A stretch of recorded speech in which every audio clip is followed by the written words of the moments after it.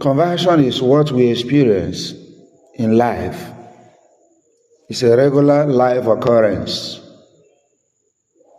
These days you hear of conversion from analog technology to digital technology. You hear of conversion from fuel-effective cars, vehicles, to gas vehicles. Like in the case of St. Paul, we hear of religious conversion. Religious conversion. In the case of Paul, he was converted from Judaism to Christianity. Now, St. Paul's conversion has to do with the real difference between Judaism and Christianity. Judaism is a religion that is far from the God of the religion. God was far from his people in the Old Testament. The Christianity as we have it is a manifestation of closeness of God to his people. Paul was highly religious, but he was religious without an encounter of the God of that religion. He was religious, but he lacked personal encounter of God. That is the substance of his conversion.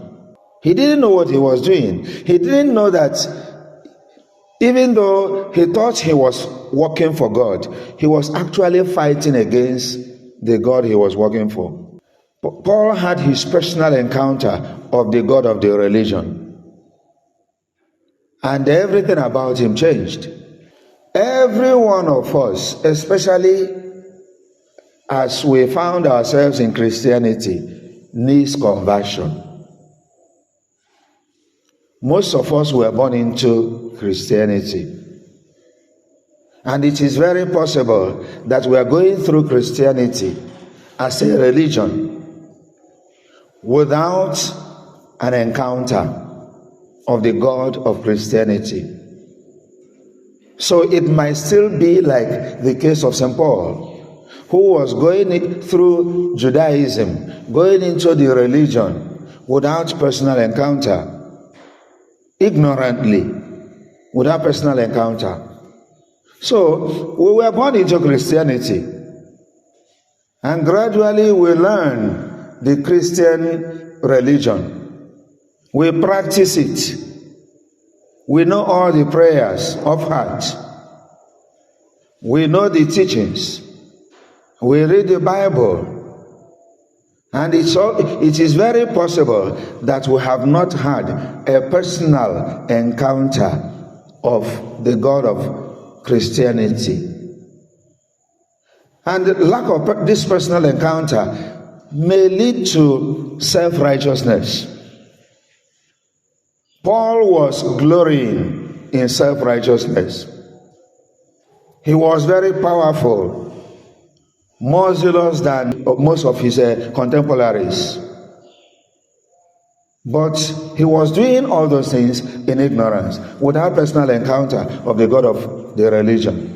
Even though you are grown in Christianity, you have been there all your life, that may also mean that that person may be acting in ignorance. That all what we do without personal encounter may be in ignorance.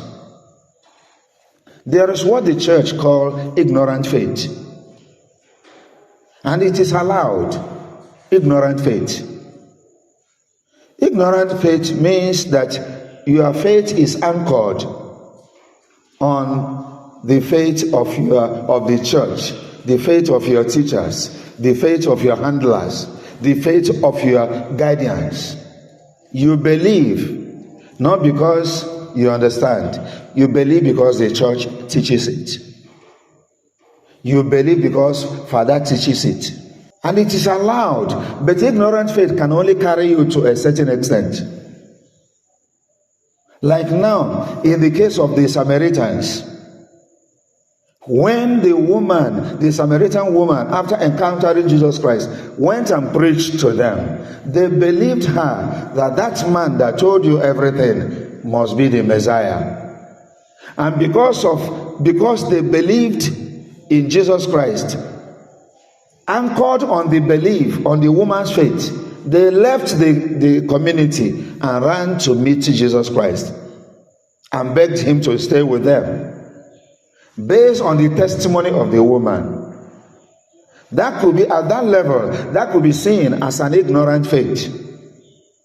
But as they encountered Jesus Christ, as they listened to him, they said to the woman, we no longer believe because of your testimony, because of what you told us, but we now believe because we ourselves have encountered him and know that he's the Messiah. That is informed faith.